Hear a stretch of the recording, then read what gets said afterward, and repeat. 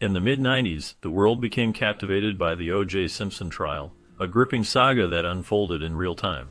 O.J., a celebrated Hall of Fame running back and charismatic public figure, found himself at the center of a shocking narrative when he was accused of the brutal murders of his ex-wife, Nicole Brown Simpson, and her friend, Ronald Goldman. The courtroom drama was filled with twists and turns, drawing in millions of viewers who were both fascinated and horrified. Despite the extensive legal battles and the eventual not guilty verdict, many questions lingered. Was O.J. truly innocent, or did the trial merely expose the flaws in the justice system? With O.J. now deceased, the families of the victims are left grappling with their loss and the haunting uncertainty of whether they will ever see justice served. The revelations from scientists and experts in the years since have only added to the complexity of this infamous case, leaving us to ponder the chilling truths that may still be hidden beneath the surface. After the murders of Nicole Brown Simpson and Ron Goldman, O.J. Simpson was not arrested immediately, which added to the confusion surrounding the case.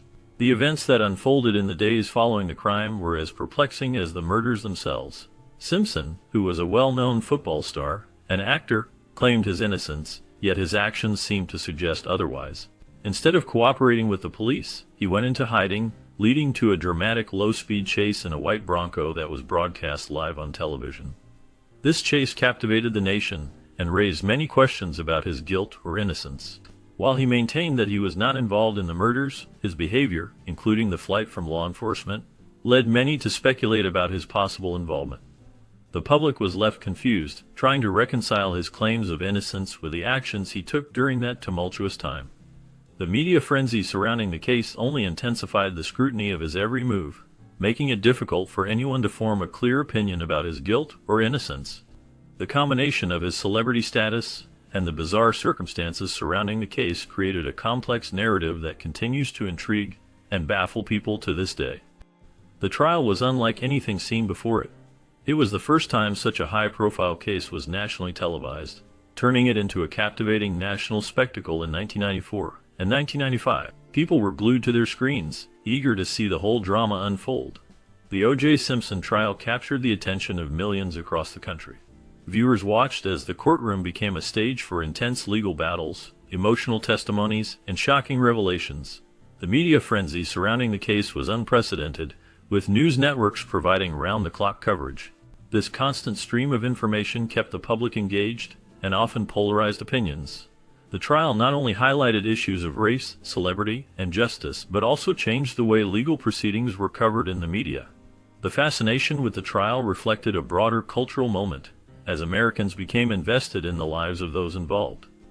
The courtroom drama, filled with twists and turns, became a part of everyday conversation, making it a defining moment in television history. Most people know the main parts of the case involving O.J. Simpson. He had a team of famous lawyers, including the well-known Johnnie Cochran, who worked tirelessly to defend him during a highly publicized trial that lasted for nearly a year. In 1995, Simpson was found not guilty of the murders of his ex-wife Nicole Brown Simpson and her friend Ronald Goldman. This verdict shocked many and sparked intense debates about race, justice, and celebrity in America. However, the story did not end there. In a later civil trial, Simpson faced a different outcome. In 1997, he was found responsible for the wrongful deaths of Brown and Goldman and was ordered to pay $33 million to Ronald Goldman's family. Even after 30 years, many aspects of the case continue to puzzle the public. The complexities of the evidence, the media frenzy, and the racial tensions of the time have kept interest alive. The recent news of Simpson's passing has reignited discussions about the case, leaving many wondering about the unanswered questions that still linger in the minds of those who followed the trial closely. On the night of June 12, 1994, a tragic event unfolded that would capture the attention of the entire nation. The murders of Nicole Brown Simpson and Ronald Goldman occurred sometime between 10 p.m. and 11 p.m. that evening. O.J. Simpson, the former football star and actor, was in a very different place. Just after 11 p.m., he boarded a waiting limousine and headed to Los Angeles International Airport for a flight to Chicago. It is shocking to think that while he was taking off in first class, his ex-wife and her friend were found dead outside her home. The bodies of Nicole and Ronald were discovered shortly after midnight, sending shockwaves through the community and beyond. By noon the next day, O.J. Simpson was already back in Los Angeles, raising questions and suspicions about his involvement in the horrific crime. The timeline of events created a complex narrative that would lead to one of the most publicized trials in American history, forever changing the lives of those involved and the landscape of media coverage surrounding criminal cases. After the tragic events surrounding the murders of Nicole Brown Simpson and Ron Goldman, O.J. Simpson became a central figure in a highly publicized investigation. Police questioned him soon after the incident, but surprisingly, they did not arrest him immediately. In fact, it took 4 days before he was finally taken into custody on June 17th. This delay raised eyebrows among the public and media alike. Many wondered how someone could remain free when there was blood found in their car, and a glove matching one discovered at the crime scene on their property. The situation seemed perplexing, as the evidence appeared to point directly to him. The lack of immediate arrest led to speculation about the police's decision-making process, and whether they were following standard procedures. This unusual timeline contributed to the growing tension and drama surrounding the case, capturing the attention of the nation, and leading to a complex legal battle that would unfold in the years to come. The public's fascination with the case only intensified as details emerged, making it one of the most talked about events in American history. Fame can significantly alter the dynamics of legal situations, especially in high-profile cases. UCLA law professor Peter Aronella suggested that O.J. Simpson's celebrity status may have played a role in the delay of his arrest. When a person is famous, the way law enforcement interacts with them can change. Instead of treating Simpson like an ordinary suspect, detectives might have approached him with a different mindset, influenced by his public persona. This could lead to a more cautious or lenient investigation process. The attention surrounding a celebrity can create a unique environment where the usual protocols may not apply as strictly. The media frenzy and public interest in Simpson's case added layers of complexity that could have affected how quickly evidence was gathered and how swiftly law enforcement acted. The perception of Simpson as a celebrity might have led to a more measured response from the authorities as they navigated the implications of arresting someone so well known. This situation raises questions about the fairness of the legal system and whether celebrity status can create an imbalance in how justice is served. The influence of fame on legal proceedings is a topic that continues to spark debate, especially in cases that capture the public's attention.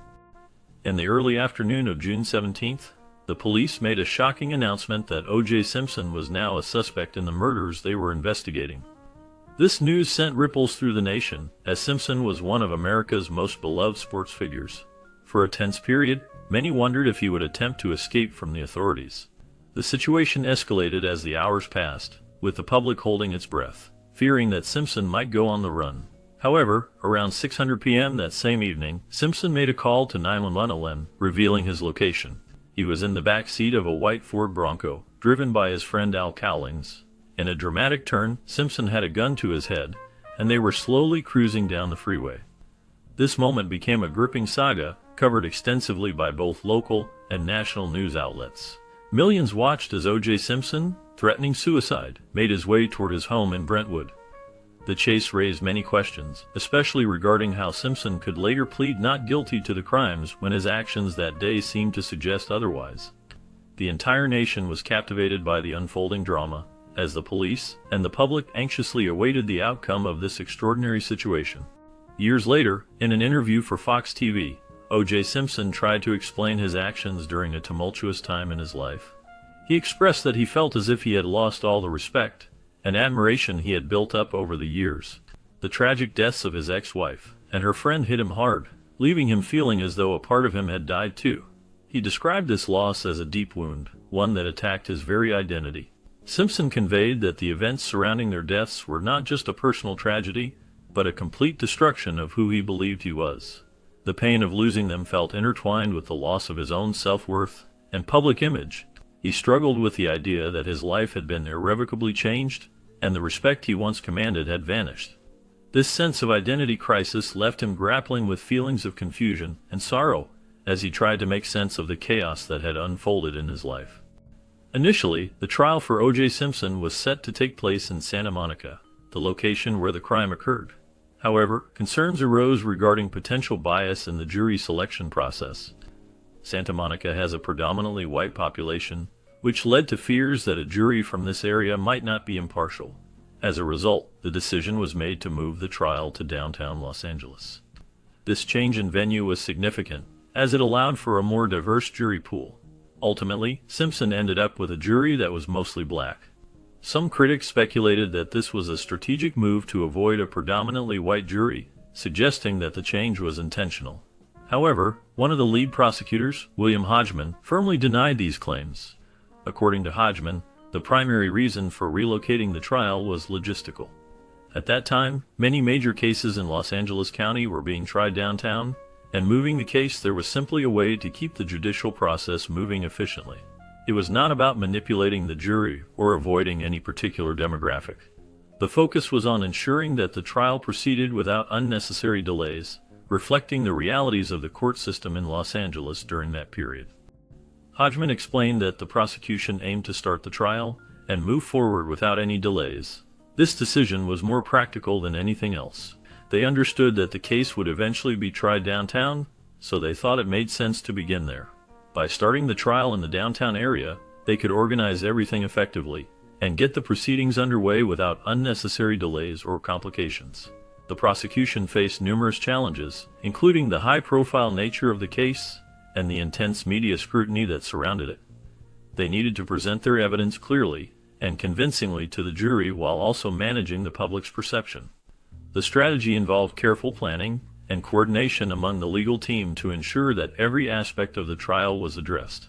They were aware that any misstep could lead to significant setbacks, so they focused on maintaining momentum and ensuring that the trial progressed smoothly.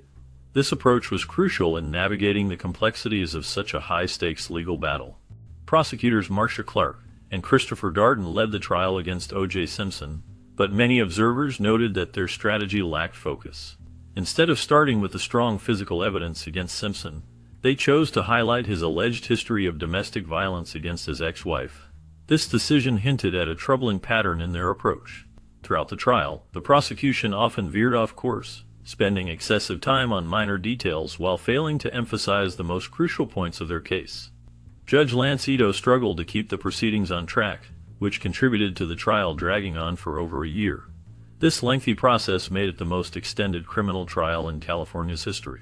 Author and attorney Scott Turow pointed out that the prosecution's lack of focus was a significant factor in the trial's duration and complexity. The missteps in strategy and presentation ultimately played a role in the trial's outcome, leaving many to question the effectiveness of the prosecution's case against Simpson. The trial lasted an astonishing 6 months, during which the prosecutors took an extensive amount of time to present their case. This lengthy timeline raised questions about the effectiveness of their strategy. Some observers noted that such a prolonged process could lead the jury to form two distinct impressions: either the evidence was overwhelmingly strong, or the prosecution was struggling to make their case appear more compelling than it truly was. Unfortunately, in this instance, it seemed that the latter was the reality. The trial became a battleground of arguments, evidence presentations, and legal wrangling that often distracted from the core issues at hand. Many critics pointed out that the prosecution lost sight of their main objectives, becoming entangled in minor details that were not crucial to the case.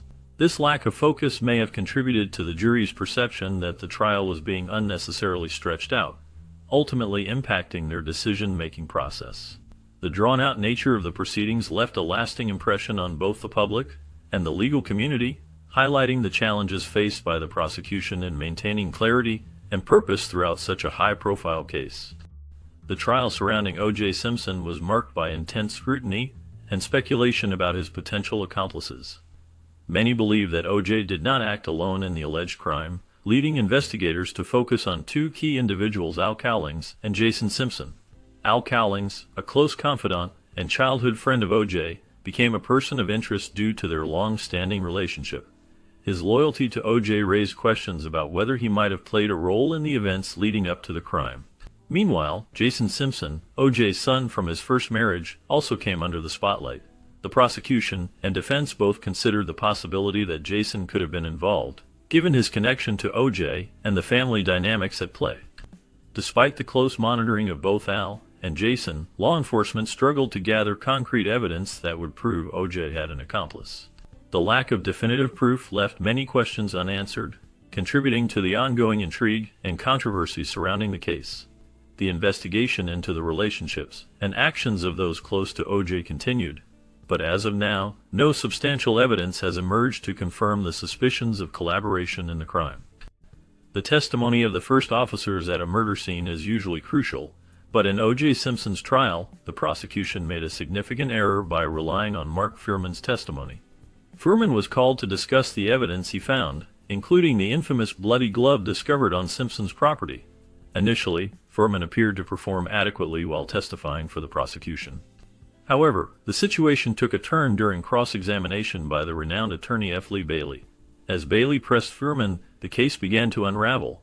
He asked Fuhrman if he had ever used a specific racist term, to which Fuhrman replied no. Unbeknownst to him, the defense had recordings of Fuhrman using that very word and making other derogatory comments in interviews.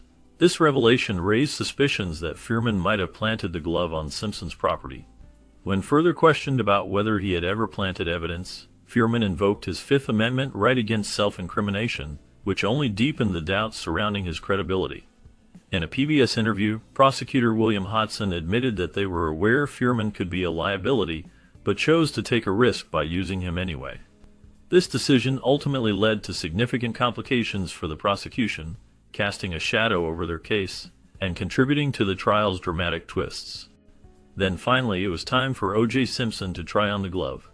The trial had its share of shocking moments, but the one that stood out as the most unforgettable was when prosecutor Christopher Darden orchestrated a courtroom demonstration involving the infamous bloody gloves found at the crime scene and at O.J. Simpson's estate. This decision would go down in legal history as one of the biggest blunders ever made by a prosecuting attorney. After Mark Fuhrman testified about the gloves, the prosecutors asked Simpson to stand up and try them on. This choice turned out to be a colossal mistake. Judge Lance Ito instructed Simpson to approach the jury and try on the gloves, and it became painfully obvious that they did not fit. Dan Abrams, a court TV reporter at the time, recalled how shocked everyone was by the prosecutor's decision. Many assumed that if they were proceeding with the demonstration, they must have been sure the gloves would fit. The frustration on Darden's face said it all. It was clearly a disaster. The demonstration didn't just fail, it backfired spectacularly. Not only did it provide the jury with a memorable moment that raised doubts about Fuhrman's testimony, but it also handed defense attorney Johnny Cochran a powerful line for his closing argument: if it doesn't fit, you must acquit. When considering the O.J. Simpson trial, the question of whether evidence was planted by investigators like Mark Fuhrman remains a topic of debate. Many find it puzzling why investigators would risk such actions, especially since the case seemed straightforward at first glance. However, the defense team worked diligently to cast doubt on the physical evidence presented. For instance, a defense expert raised the possibility that a bloody sock might not have been worn when it came into contact with blood, suggesting that the evidence could have been mishandled or misrepresented. Fuhrman's choice to plead the Fifth, when questioned about evidence tampering, only fueled speculation against the prosecution. In an interview with PBS, defense attorney Shan Chapman-Hawley proposed that prosecutors might have considered planting evidence to bolster their case, believing they were losing ground. This assumption underestimated the defense's thoroughness, which ultimately revealed any attempts to frame Simpson and highlighted the prosecution's errors. Such dynamics raise questions about the integrity of the evidence presented during the trial and the strategies employed by both sides. The case exemplifies the complexities often found in high-profile legal battles, where public opinion and media scrutiny can significantly impact the proceedings. You'd think that was the end, but things didn't end there. If the shoe fits, the defense team, in their efforts to defend O.J. Simpson during the trial, put forward a different angle. They suggested that the detectives might have been trying to make O.J. look guilty. Instead, they proposed a theory that the murders might have been related to drugs. They said that maybe drug dealers were involved and had come to Nicole's house looking for her friend, Faye Resnick. Faye Resnick was staying at Nicole's home just before the murders. Later, she became well known for appearing on a TV show called The Real Housewives of Beverly Hills. She also wrote some books about the case. One of her books, named Nicole Brown Simpson, The Private Diary of a Life Interrupted, came out in 1994, right when the jury was being picked. This book had many juicy details about Nicole's personal life, especially her romantic relationships.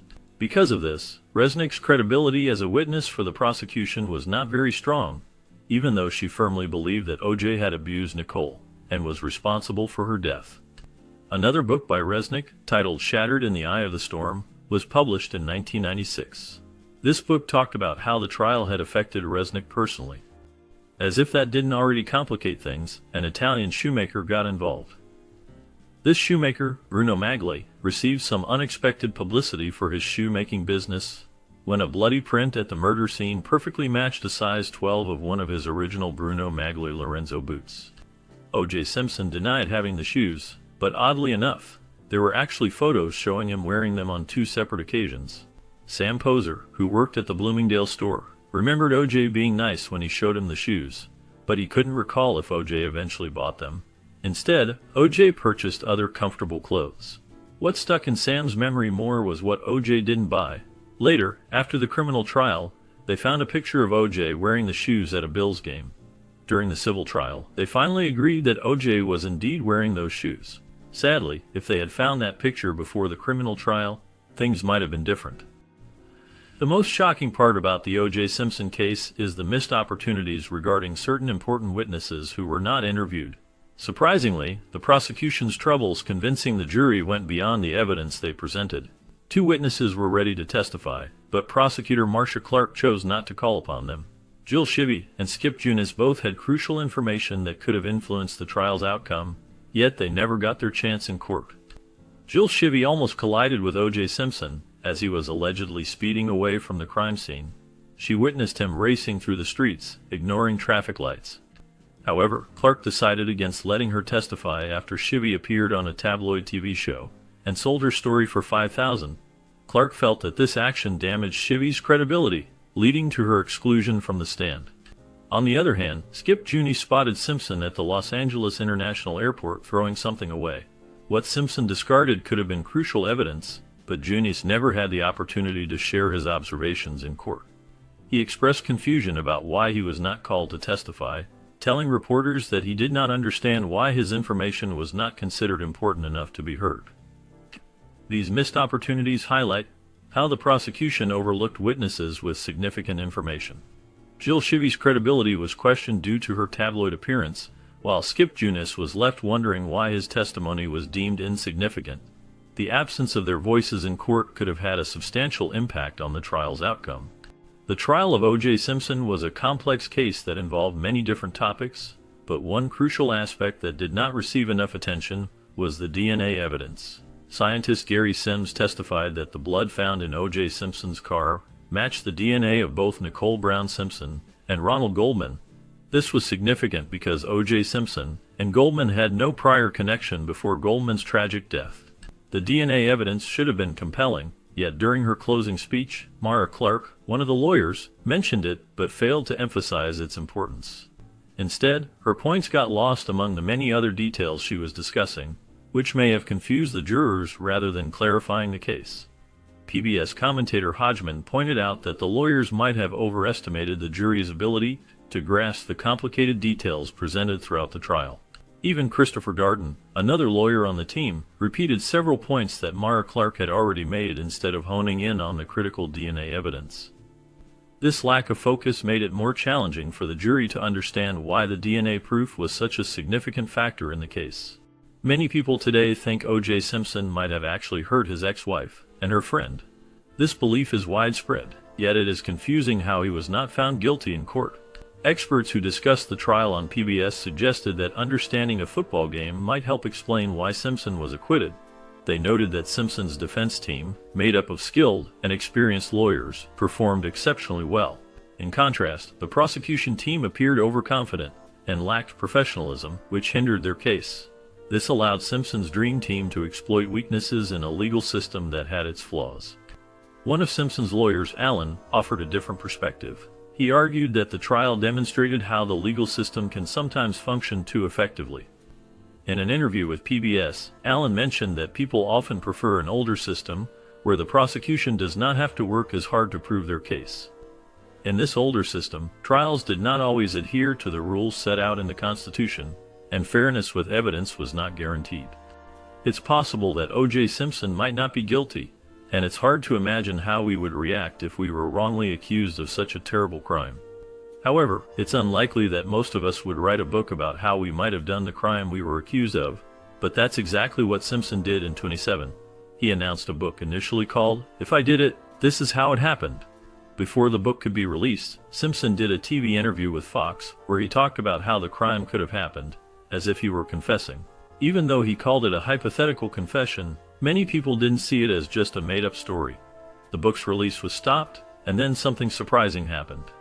A court decided that the rights to the book belonged to Ronald Goldman's family. They published it under the title "If I Did It, Confessions of the Killer," with a message from Goldman's sister, Kim, at the beginning.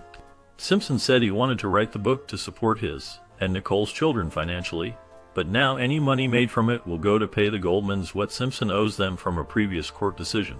The lie detector test that O.J. Simpson took, arranged by his lawyer Robert Pirro, revealed troubling results. Simpson scored a -24, indicating that he mostly lied during the examination.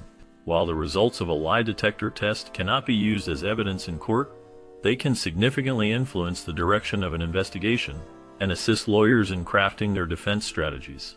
Alan Dutz, who advised the defense team from Harvard, commented in 2016 about the implications of the test results becoming public. He noted that only 4 individuals were privy to the test: Robert Kardashian, Bob Shapiro, O.J. Simpson, and the examiner.